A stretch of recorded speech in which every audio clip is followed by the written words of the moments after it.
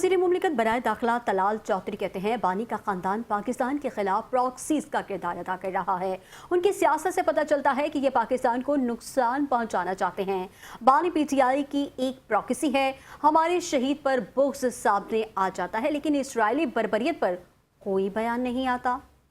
کے کردار سے کبھی گفتگو سے یہ پتہ چلتا ہے کہ ان کے ذہنوں میں پاکستان اور پاکستان کے استحکام کے بارے میں کیا بات ہے۔ جو انٹرویو اس وقت بانی پی ٹی آئی کی بہن کا آپ نے سنا ہے، کیا اس کے بعد کوئی گنجائش رہ جاتی ہے کہ جو لوگ یہ کہتے ہیں کہ بانی پی ٹی آئی ایک پراکسی ہیں اور یہ پراکسی جو ہے جس کو پالا پوسا گیا، اس کے بعد اس کو وسائل فراہم کیے گئے۔ آپ یہ دیکھ لیں کہ بانی پی ٹی آئی پاکستان کے اداروں پہ، خصوصاً پاکستان کی فوج پہ کوئی چھوٹی سی چھوٹی بات بھی ہو